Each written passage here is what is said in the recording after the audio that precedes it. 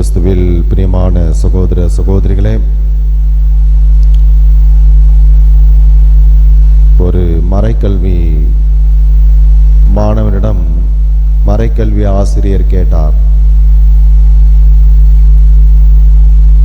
கடவுள் நீ என்ன வேணா கேளு உனக்கு கொடுக்குறேன் அப்படின்னு சொன்னா என்ன கேட்ப அப்படின்னு கேட்டார். நீங்களா இருந்தா என்ன கேட்பீங்க? கடவுள் இப்போ ஏதாவது கேள்வி கொடுக்குறேன்னு என்ன கேட்பீங்க? ஒன்றும் கேட்க மாட்டீங்களா? யார் யாரெல்லாம் கேட்பா கடவுள்கிட்ட? கை தூக்குங்க பார்ப்போம். கேட்டிசம் பாய்ஸ் கேர்ள்ஸ் கை தூக்குங்க. என்ன கேட்பீங்க? ஒண்ணுமே கேட்க மாட்டியா? என்னது?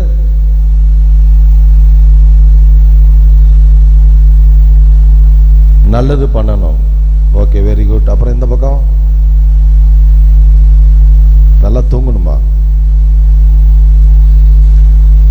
அப்ப ஒரு பையன் சொன்னான், எனக்கு மொபைல் போன் வேணும் அப்படின்னா. யார் யாருக்கெல்லாம் மொபைல் போன் இருக்கு? கை தூங்க பாப்பீங்க. எல்லாரும் வச்சிருக்கிறீங்க. அந்த பையனும் மொபைல் போன் வேணும் அப்படின்னு கேட்டான். அப்புறம் இன்னொரு பையன்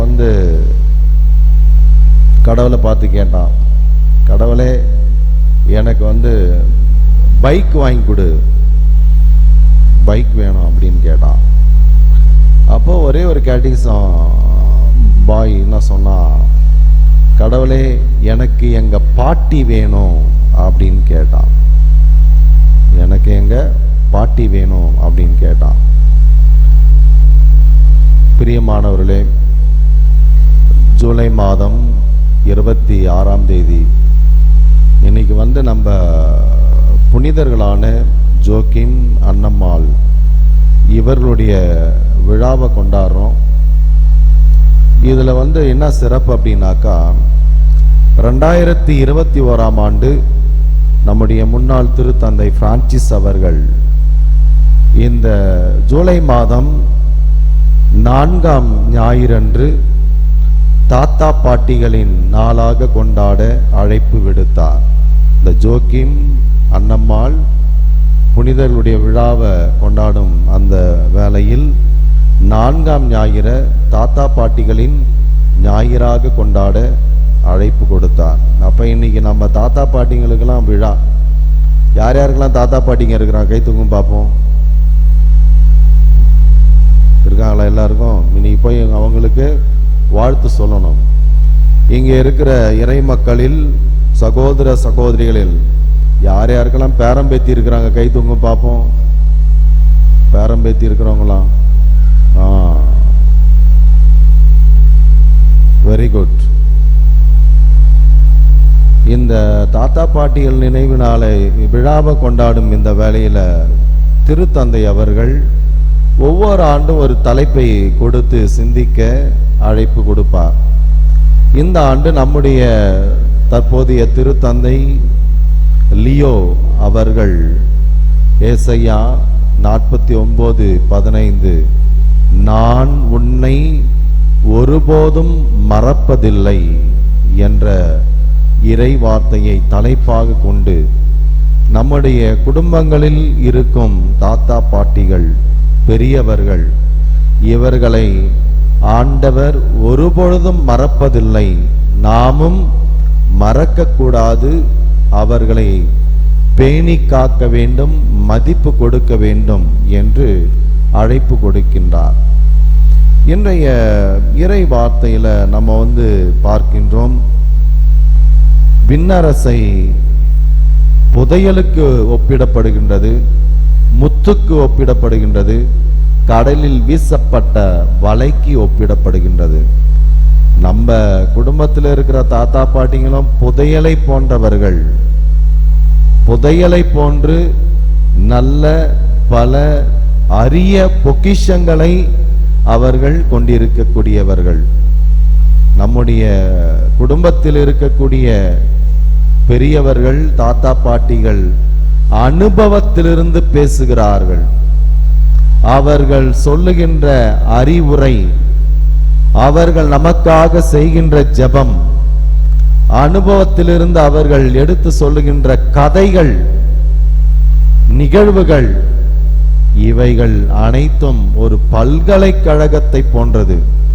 ஒரு யூனிவர்சிட்டிக்கு போய் நம்ம படிக்கிறோம், ஆனா நம்ம வீட்டில் தாத்தா பாட்டிங்களே பெரிய யூனிவர்சிட்டி. அவர்கள் வாழ்நாள் முழுவதும் பெற்றுக்கொண்ட அனுபவத்திலிருந்து அறிவுரையும் சிறு கதைகளையும், நம்மை துன்பத்துல கஷ்டத்துல இருக்கும்போது உற்சாகப்படுத்துவது, நமக்கு வேண்டிய பலவிதமான ஆறுதலை கொடுப்பது அவர்கள். அப்ப அவங்க ஒரு புதையல் மாதிரி அவர்களை பேணி காக்க வேண்டும். அதே மாதிரி நம்ம குடும்பத்தில் இருக்க தாத்தா பாட்டிங்க ஒரு முத்தை போன்றவர்கள். அவர்கள் சிந்திய வியர்வை, அவர்கள் நமக்காகப்பட்ட பல துன்பங்கள், வேதனைகள், அவைகள் தான் நமது குடும்பத்தை முன்னுக்கு கொண்டு வந்திருக்கிறது. அவர்கள் சிந்திய ஒவ்வொரு கண்ணீர் துளியும் இன்னைக்கு நம்ம நல்ல ஒரு வாழ்வு வாழ்வதற்காக வழிவகை செய்திருக்கின்றது.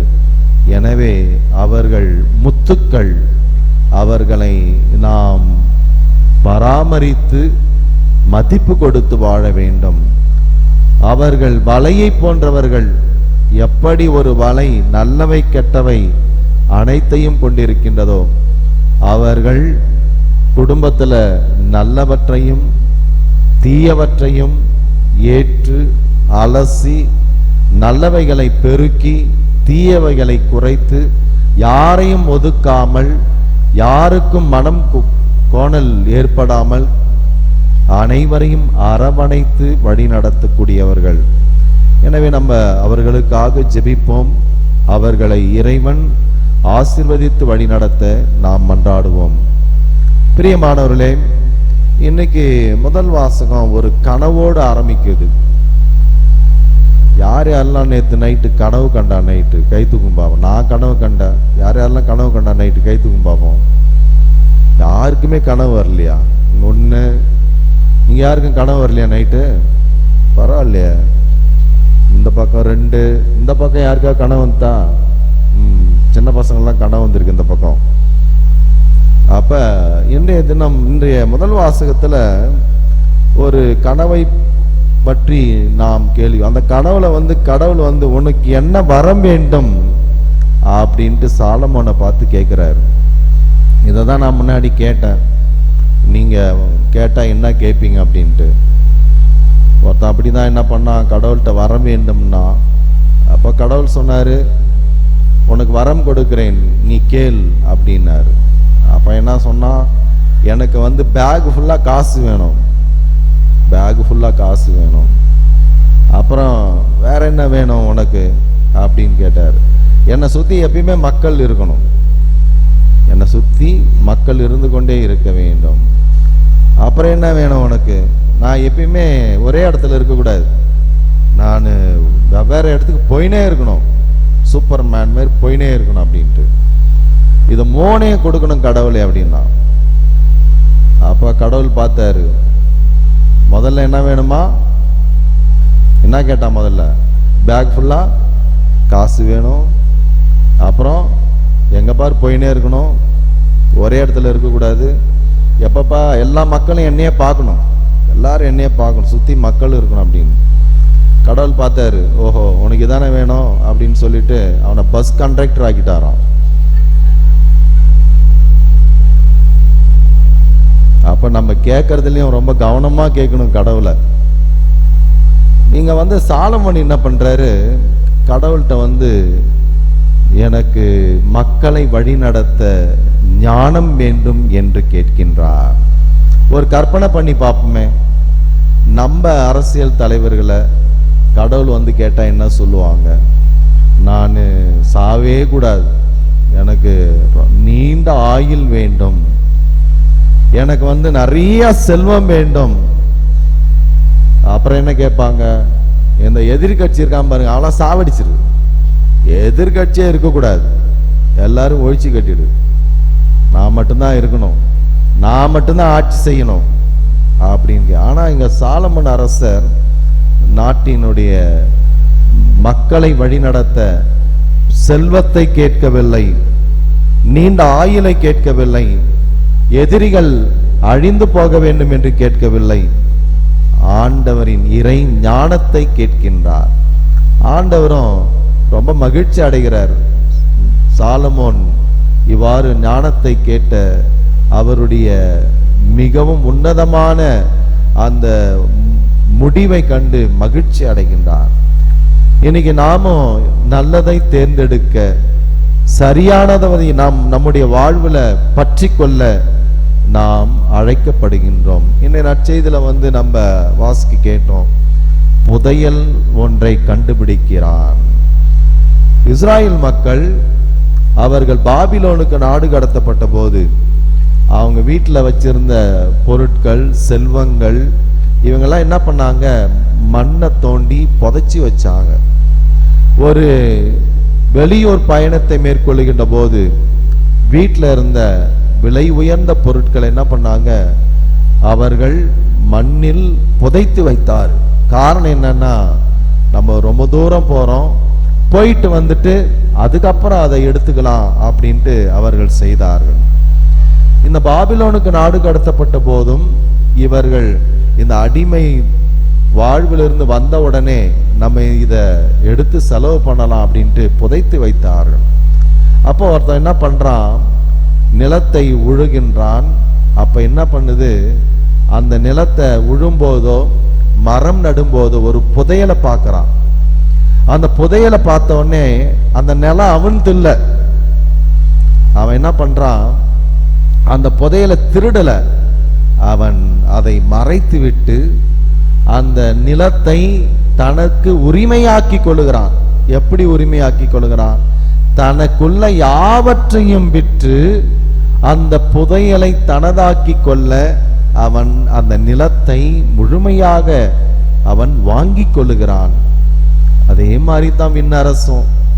இந்த விண்ணரசு எப்படினாக்கா, நாம் இந்த புதையலை கண்டுபிடித்தவர்களை போன்று நாம் நம்முடைய வாழ்க்கையில நேர்மையானதை, ஆண்டவருக்கு உகந்ததை நாம் பற்றி கொள்ள, நமதாக்கி கொள்ள, நாம் பிறவற்றை தியாகமாக துறக்க, பலவற்றை நாம் ஆண்டவருக்காக ஒதுக்கி வைத்துவிட்டு அனைத்தையும் தூக்கி எறிந்துவிட்டு இந்த நல் மதிப்பீடுகளை நமதாக்கி கொள்ள, இந்த புதையலை நமதாக்கி கொள்ள நாம் நம்மையே தியாகத்தோடும் மகிழ்ச்சி நிறைந்த தியாகம் செய்ய அழைப்பு கொடுக்கப்படுகிறது. Joyful sacrifice. நாம் மகிழ்வோடு இந்த புதையலை, ஆண்டவருடைய விண்ணரசை நமதாக்கி கொள்ள அழைக்கப்படுகின்றோம். இரண்டாவது, இந்த முத்து. இந்த முத்து எவ்வாறு விலை உயர்ந்த மிகவும் அற்புதமான நம்ம அனைவருக்கும் பயன்படக்கூடிய ஒன்றாக இருப்பதை கண்டு அதை வாங்கி கொள்ளுகிறோமோ, நாமும் ஆண்டவருடைய மதிப்பீடுகளை இந்த முத்துக்களை போன்று நாம் நம்முடைய வாழ்க்கையில நல்லது செய்பவர்களாக, பிறருக்கு பயனுள்ள மனிதர்களாக இருக்க நமக்கு அழைப்பு கொடுக்கப்படுகின்றது. விண்ணரசு வலையில் வீசப்பட்ட, கடலில் வீசப்பட்ட வலையை போன்று, கடல்ல வலையை போடுறாங்க, எல்லா விதமான ஒரு மீன்களும் வருது. அழுகின மீன், நல்ல மீன், ஒரு சில சமயம் தேவையில்லாத பொருள்லாம் வரும். ஒரு 2 வருஷத்துக்கு முன்னாடி நம்ம பாண்டி மெரினாவில் வலையை போட்டாங்க. வலை செம வெயிட்டாக இருந்து. அப்போ என்ன பண்ணாங்க, பக்கத்தில் இருந்த படகெல்லாம் கூப்பிட்டு இழுத்துக்கிட்டே வந்தாங்க. கரைக்கு வந்த உடனே தான் தெரியுது, இந்த சேட்டலைட் அனுப்பின அந்த ராக்கெட்டு வலையில் மாட்டிக்கிச்சு. அதை இழுத்துன்னு வந்து அப்புறம் கரையில் எல்லாரும் போய் பார்த்துன்னு இருந்தாங்க, இதான் அந்த ராக்கெட்டு இதா அப்படின்ட்டு. பிரியமானவர்களே, இந்த விண்ணரசு எப்படிப்பட்டதாக இருக்கின்றது என்பதை இந்த 3 உவமைகளின் வழியாக ஆண்டவர் எடுத்து கூறி, நாம் அனைவரும் ஆண்டவருடைய அன்பு பிள்ளைகளாக இருக்க அழைக்கப்படுகின்ற ஒவ்வொருவரும் தேவையில்லாதவைகளை நாம் சுமந்து கொண்டு இல்லாமல், தேவையில்லாதவைகளை நாம் நம்முடைய வாழ்க்கையில் அடுக்கி கொண்டு இல்லாமல், ஒரு சில சமயம் வீட்டுக்கு போனாக்கா அது தேவையே படாது, ஆனா அது வீட்டில் இருந்துக்கினே இருக்கும். அது ஒரு சில சமயம் பயனே படாது, அதை யூஸ் பண்ணவே மாட்டோம். ஆனால் அதை வீட்டில் வச்சுக்கினே இருப்போம். குப்பை, அதனால எந்த பிரயோஜனமும் கிடையாது. ஆனால் அதை வீட்டில் இடத்த அடைச்சிக்கிட்டே இருக்கும். அதை சுத்தம் பண்ணி வெளியே போடணுன்னா மனசு வராது. ஒரு சிலருக்கு ஒரு வியாதி இருக்குது, குப்பையை கொண்டு வந்து வச்சுக்கிறது, எதுவும் யாருக்கும் பயன்படாத கொண்டு வந்து வச்சுக்கினே இருக்கிறது. அதை தூக்கி வெளில போனா அதெல்லாம் விட மாட்டேன். இது எங்க தாத்தா வச்சிருந்தது, எங்க பாட்டன் வச்சிருந்தது, அதனால யாருக்கு எந்த பிரயோஜனமும் இல்லை. இந்த மாதிரி வாழ்க்கையில பல விதமான தேவையற்றவைகளை சுமந்து கொண்டு தேவையானதை, உன்னதமானதை, மேன்மையானதை நம்முடைய வாழ்க்கைக்கு இடையில்லாம பல சமயங்களில் நம்முடைய வாழ்க்கை பயணத்தை மேற்கொண்டிருக்கும் இந்த வேலையில இன்னைக்கு ஆண்டவர் நம் ஒவ்வொருவரையும் பார்த்து கேட்பது, ஆண்டவரிடம் நல்ல சிறந்த ஞானத்தை கேள். ஆண்டவருக்கு உகந்த பிள்ளையாக புதையலை போன்று மதிப்பீடுகளை உனதாக்கிக் கொள். தேவையில்லாத குப்பைகளை உன் இதயத்தில் ஏன் சுமந்து கொண்டிருக்கிறாய்? தேவையான, மேன்மையான, உன்னதமான, பலருக்கும் பலனளிக்கக்கூடிய நல்ல பண்புகளை நீ ஏற்றுக்கொண்டு தீயவற்றை துறந்து ஆண்டவருக்கு உகந்த பிள்ளைகளாக வாழ இத்திருப்பலியில் மன்றாடுவோம். ஆமீன்.